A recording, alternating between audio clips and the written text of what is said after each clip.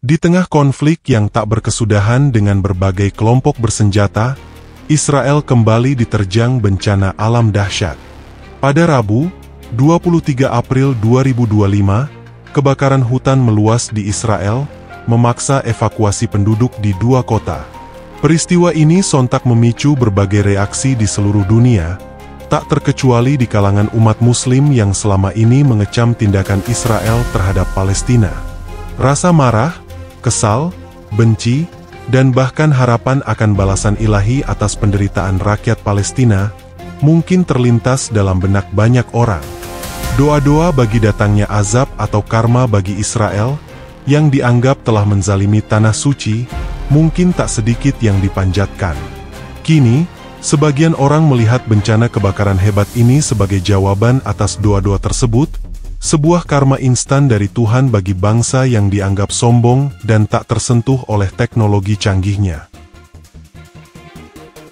Benarkah ini karma?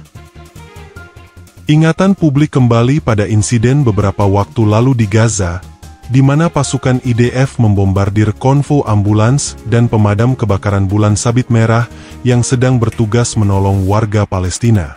Serangan brutal yang melanggar hukum internasional itu merenggut nyawa 15 para medis dan regu penyelamat.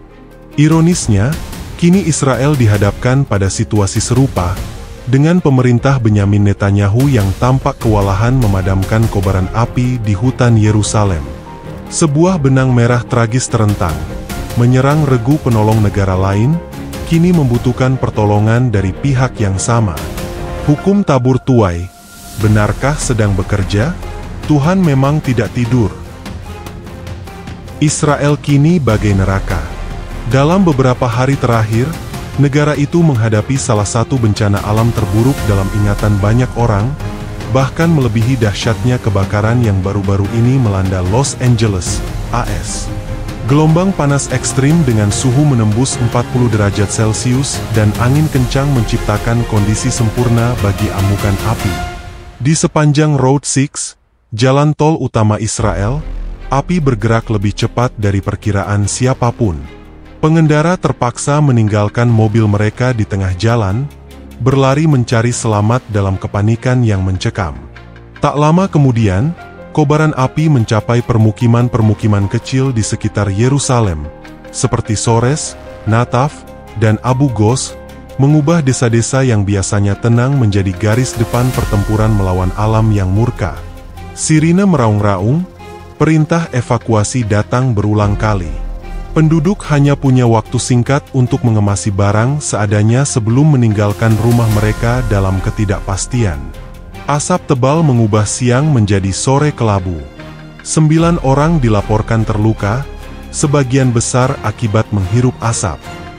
Di tengah situasi genting ini, Perdana Menteri Benyamin Netanyahu turun tangan langsung, memimpin rapat darurat dan mengerahkan ratusan petugas pemadam kebakaran, kendaraan khusus, dan armada pesawat pengebom air untuk menjinakkan api. Mungkin baru kali ini Netanyahu merasakan betapa sulitnya menghadapi ancaman yang tak bisa dideteksi layaknya serangan rudal yang biasa mereka lancarkan. Lebih dari 20 jam tanpa henti, para petugas pemadam kebakaran bekerja dalam kondisi ekstrim. Panas membakar, tanah kering kerontang, dan angin yang terus mengubah arah rambatan api. Pada Kamis dini hari, sebagian besar kobaran di sekitar Yerusalem berhasil dikendalikan, namun belum ada jaminan aman. Titik-titik api kecil masih bermunculan, dan kerugian besar tak terhindarkan. Rumah-rumah rata dengan tanah, hutan-hutan menghijau kini menjadi abu. Gangguan aliran listrik meluas. Di media sosial, doa dan rasa iba bercampur dengan keyakinan bahwa alam pun akhirnya menunjukkan kuasanya. Betapa cepat segalanya bisa berubah, bahkan bagi negara dengan teknologi secanggih Israel. Kebakaran hutan meluas di Israel, memaksa evakuasi penduduk di 2 kota. Peristiwa ini sontak memicu berbagai reaksi di seluruh dunia, tak terkecuali di kalangan umat Muslim yang selama ini mengecam tindakan Israel terhadap Palestina.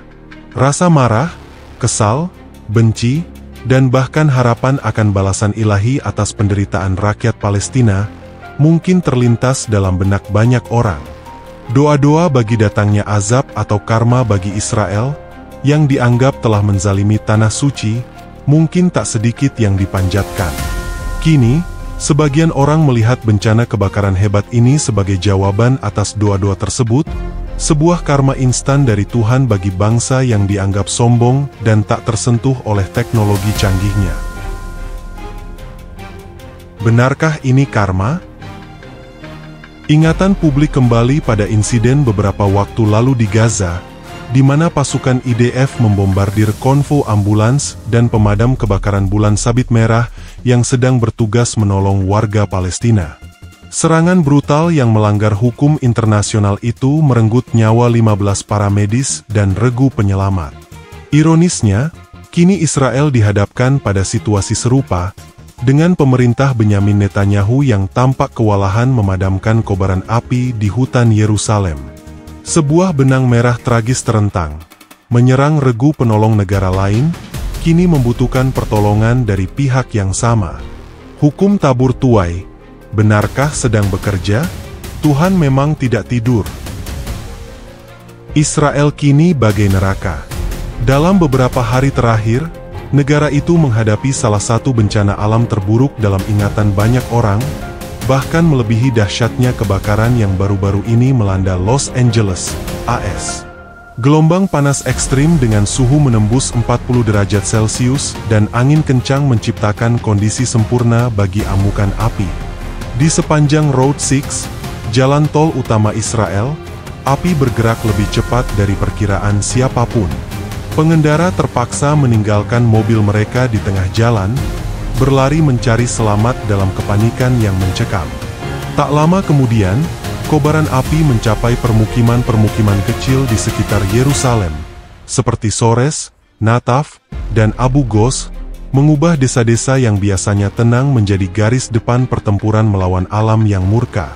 Sirine meraung-raung, perintah evakuasi datang berulang kali. Penduduk hanya punya waktu singkat untuk mengemasi barang seadanya sebelum meninggalkan rumah mereka dalam ketidakpastian.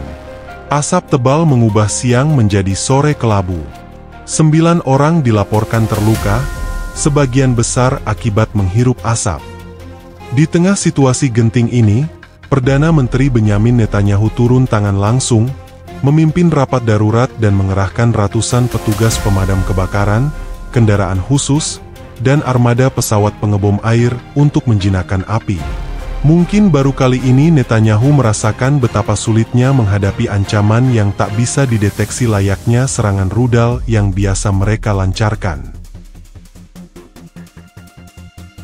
Lebih dari 20 jam tanpa henti, para petugas pemadam kebakaran bekerja dalam kondisi ekstrim. Panas membakar, tanah kering kerontang, dan angin yang terus mengubah arah rambatan api. Pada Kamis dini hari, sebagian besar kobaran di sekitar Yerusalem berhasil dikendalikan, namun belum ada jaminan aman. Titik-titik api kecil masih bermunculan, dan kerugian besar tak terhindarkan. Rumah-rumah rata dengan tanah, hutan-hutan menghijau kini menjadi abu. Gangguan aliran listrik meluas. Di media sosial, doa dan rasa iba bercampur dengan keyakinan bahwa alam pun akhirnya menunjukkan kuasanya. Betapa cepat segalanya bisa berubah, bahkan bagi negara dengan teknologi secanggih Israel.